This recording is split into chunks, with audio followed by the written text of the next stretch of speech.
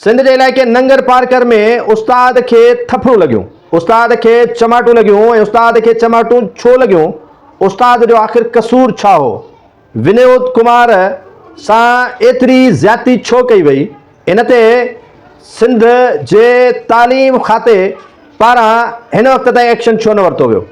Board पारां जेको मीरपुर ख़ासि बोर्ड आहे इंटरमीडिएट जो, उन पारां एक्शन छो न वरितो वियो, उन जा कहिड़ा सबब थी सघनि था, छा जंहिं शागिर्द उस्ताद विनोद कुमार खे थपड़ूं हुयूं ऐं इलाइक़े जा बासर जमा थी उन उस्ताद खां सिर्फ़ु उन शागिर्द के माफ़ी वठराए भाकुर पाराए इहो काफ़ी आहे?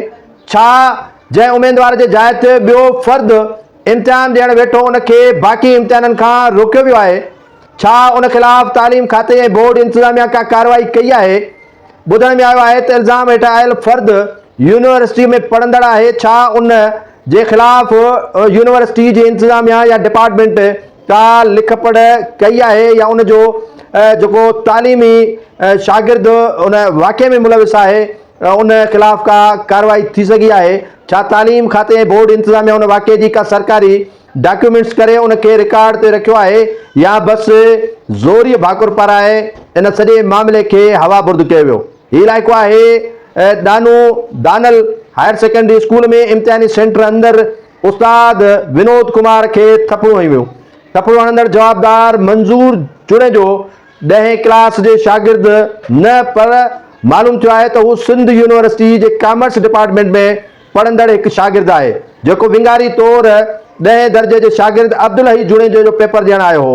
दादागिरी करे उस्ताद खे मारकुट कई वई, बाद में ज़ोरी सरचाव करायो वियो। वेठल मुतासिर उस्ताद खे ज़ोरी भाकुर पाराइण लाइ पिणु उथारियो वियो ऐं उन ते फोर्स रखियो वियो। हीअ आहे असांजे तालीम खाते जे उन्हनि ऑफिसरनि जो कारनामो। उन वॾेर के ॿार खे तहफ़ुज़ फराहम कयो वियो जेको सरे साईं शागिर्द बि न हुयो ऐं ॿिए शागिर्द जे पारां जेको ख़ुदि पाण यूनिवर्सिटी में कॉमर्स जे शोबे में पढ़े थो ऐं 10वीं क्लास जो पेपर ॾियणु आयो आहे। छा हिनखे हक़ु पहुचे थो या जंहिंजे पारां हू पेपर ॾियणु आयो आहे उन सां एतिरी रिआयत आख़िर छो? इन मामले जी तहक़ीक़ात थियणु घुरिजे ऐं इन मामले खे तह ताईं पहुचणु घुरिजे। छा उस्ताद विनोद कुमार खे थप्पड़ उन करे हई वई त हुन उन शागिर्द खे सुञातो जेको यूनिवर्सिटी में पढ़े थो ऐं अब्दुल हई जुड़े जे पारां 10वीं क्लास जो इम्तिहान ॾियण लाइ पहुतो आहे। त इन सॼे वाक़े जो जेको वज़ीर तालीम सिंध आहे, मीरपुर ख़ासि बोर्ड आहे ऐं आला हुकाम आहिनि उन मामले जी तहक़ीक़ात करे ऐं इन मुलविस जेके बि किरदार आहिनि उन्हनि खे न सिर्फ़ु वाक़ो कयो वञे पर उन्हनि जे ख़िलाफ़ु कार्रवाई कई वञे।